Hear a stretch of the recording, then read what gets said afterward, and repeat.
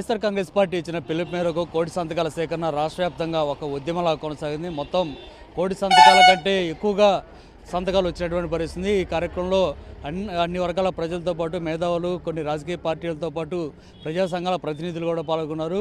ఏదైతే చంద్రబాబు సర్కార్ నిర్ణయం తీసుకుందో ప్రభుత్వ మెడికల్ కాలేజీలను ప్రైవేటీకరణ చేయాలనేటువంటి నిర్ణయాన్ని వ్యతిరేకిస్తూ వీరంతా కూడా పెద్ద ఎత్తున కోటి సంతకాలు చేసిన పరిస్థితి. ఆ సంతకాలతో కూడినటువంటి వెహికల్స్ అన్నీ కూడా సోమవారం జిల్లా కేంద్రాల్లో పెద్ద ఎత్తున ర్యాలీలు పూర్తి చేసుకున్న తర్వాత ఇప్పుడు తాడేపల్లి పార్టీ కేంద్ర కార్యాలయానికి చేరుకున్నాయి. ప్రస్తుతం మనం విజువల్లో చూస్తున్నాం. మొత్తం ఒక పూర్తి స్థాయిలో వీటిని ఏర్పాటు చేసినట్టు కనిపిస్తుంది. ఇది ప్రస్తుతం మనం చూస్తున్నటువంటి వెహికల్ కోనసీమ జిల్లాకు సంబంధించింది.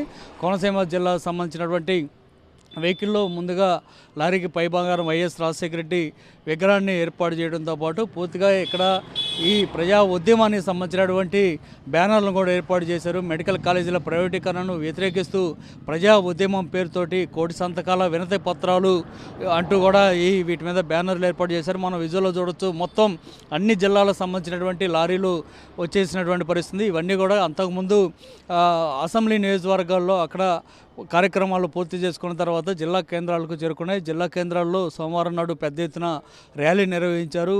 గతంలో ఎప్పుడు కూడా జరగని స్థాయిలో ర్యాలీలు జరిగినటువంటి పరిస్థితి. అన్ని ప్రజా సంఘాల నాయకులతో పాటు ప్రజలు కూడా ఈ కార్యక్రమంలో పాల్గొని ప్రభుత్వ నిర్ణయం చంద్రబాబు సర్కార్ తీసుకున్నటువంటి ప్రభుత్వ మెడికల్ కాలేజీలను ప్రైవేటీకరణ చేయడాన్ని వ్యతిరేకిస్తూ వారంతా కూడా సంతకాలు చేసినటువంటి పరిస్థితి. ఆ లారీలన్నీ కూడా ఇక్కడ చేరాయి. ఇందులో ప్రధానంగా ఒకసారి నేను మీకు ఆ సంతకాలు చేసినటువంటి పత్రాలను కూడా మీకు చూపించే ప్రయత్నం చేస్తాను. ఒకసారి మనం చూడొచ్చు.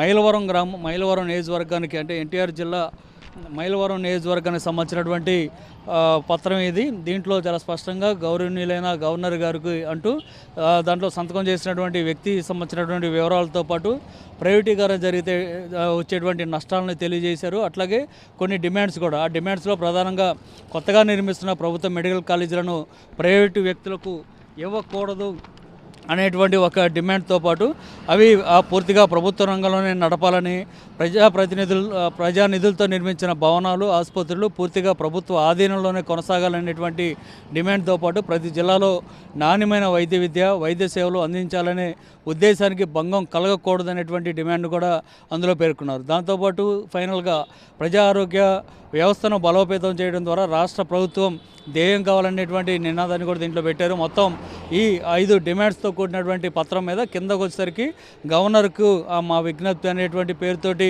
వారికి సంబంధించినటువంటి వివరాలు తెలియజేస్తూనే ప్రభుత్వం ఈ కొత్త మెడికల్ కాలేజీల ప్రైవేటీకరణ నిర్ణయాన్ని తక్షణం వెనక్కి తీసుకోవాలని, ప్రజా ఆస్తులు ప్రజలకే దక్కాలని, అందుకు అవసరమైన చర్యలు రాష్ట్రంలో రాజ్యాంగేతర నేతగా మీరు తీసుకోవాలని విజ్ఞప్తి చేస్తున్నాం అంటూ కింద వారికి సంబంధించినటువంటి పేరు, ఊరు, సంతకం, అలాగే మొబైల్ నెంబర్ ఇవన్నీ కూడా ఇస్తూ దీన్ని ఏర్పాటు చేశారు.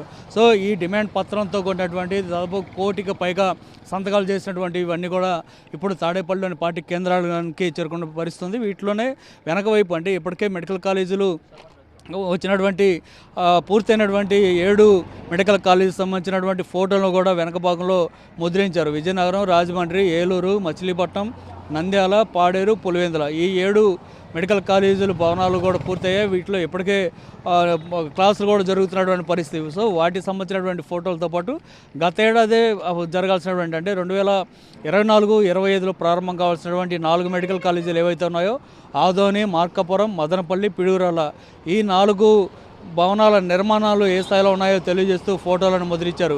అట్లాగే ఈ సంవత్సరం అంటే 2025-26లో ప్రారంభం కావాల్సినటువంటి 6 మెడికల్ కాలేజీలు అమలాపురం, పార్వతీపురం, బాపట్ల, పాలకొల్లు, నర్సీపట్నం, పెనుకొండ ఈ 6 మెడికల్ కాలేజీలకు సంబంధించినటువంటి ఫోటోలను కూడా ముద్రించినటువంటి పరిస్థితి. సో ఇలాంటివి పత్రాలు మొత్తం కూడా 1 కోటికి పైగా పత్రాలు వచ్చినటువంటి పరిస్థితి. ముఖ్యంగా చంద్రబాబు సొంత జిల్లాలో కూడా పెద్ద సంఖ్యలో జనం తరలి వచ్చి సంతకాలు చేశారు. చంద్రబాబు సొంత గ్రామం అయినటువంటి నారావారిపల్లిలో కూడా 550 పైగా జనం వచ్చి సంతకం చేశారు. అత్యంత చిన్న గ్రామం, కుగ్రామం అయినప్పుడు కూడా అక్కడ కూడా 550 మంది పైగా జనం ఈ సంతకాలు చేసి ఈ ప్రైవేటీకరణను వ్యతిరేకిస్తున్నారంటే రాష్ట్ర వ్యాప్తంగా ఏ విధంగా ఉందో మనం అర్థం చేసుకోవచ్చు. ఇవన్నీ మనం చూసినటువంటి బాక్సులన్నీ కూడా ఇందులో ఇప్పుడు నేను చూపించినటువంటి పత్రాలన్నీ కూడా దీంట్లో ఉన్నాయి. సంతకాలు చేసినటువంటి పత్రాలు ఏ జిల్లాకు ఆ జిల్లాలో ఆ పత్రాలన్నిటి కూడా బాక్సులు ఏర్పాటు చేయడం ద్వారా మెడికల్ కాలేజీల ప్రైవేటీకరణను వ్యతిరేకిస్తూ ప్రజా ఉద్యమం పేరుతోటి సేకరించిన కోటి సంతకాల వినతి పత్రాలు అంటూ దాంట్లో చాలా స్పష్టంగా పేర్కొంటూ ఈ బాక్సులన్నీ తీసుకొని ఇక్కడ దాకా రావడం జరిగింది. వీటన్నిటిని కూడా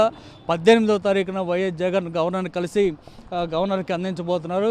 జగన్తో పాటు పార్టీకి సంబంధించినటువంటి కొంతమంది ముఖ్యమైన నాయకులందరూ కూడా వెళ్ళి గవర్నర్ని కలవబోతున్నారు. ప్రజా నిర్ణయం ఏ విధంగా ఉందో గవర్నర్ దృష్టికి తీసుకెళ్లడం ద్వారా ఖచ్చితంగా ఈ మెడికల్ కాలేజీల ప్రైవేటీకరణను పూర్తిగా నిలిపేయాలనేటువంటి డిమాండ్ను గవర్నర్ దృష్టికి తీసుకెళ్ళబోతున్నారు. ప్రజలు ఏం ఆశిస్తున్నారో ఈ సంతకాల రూపంలో ఇప్పటికే తెలిసింది కాబట్టి వీటన్నిటిని కూడా గవర్నర్కు నివేదించబోతున్నారు. ఒకవేళ గవర్నర్ ఆదేశాలను కూడా కాదని చంద్రబాబు సర్కార్ ముందుకెళ్తే ప్రైవేటీకరణకే మొగ్గు చూపితే కనుక మళ్ళీ వైఎస్ఆర్ కాంగ్రెస్ పార్టీ మరొక కార్యాచరణ కూడా తీసుకునేందుకు రంగం సిద్ధం చేసినటువంటి పరిస్థితి కనిపిస్తుంది. ఏదేమైనా సరే ఇప్పటికే తాడేపల్లికి రాష్ట్రంలోని అన్ని జిల్లాల నుంచి కూడా పెద్ద సంఖ్యలో ఈ లారీలన్నీ కూడా చేరుకున్నాయి. కోటి సంతకాలకు పైగా నమోదైనటువంటి పత్రాలన్నీ కూడా ఇక్కడ చేరుకున్నాయి. వీటన్నిటి తీసుకుని 18వ తారీఖు సాయంత్రం వైఎస్ జగన్ గవర్నర్ను కలబోతున్నటువంటి పరిస్థితి ఉంది.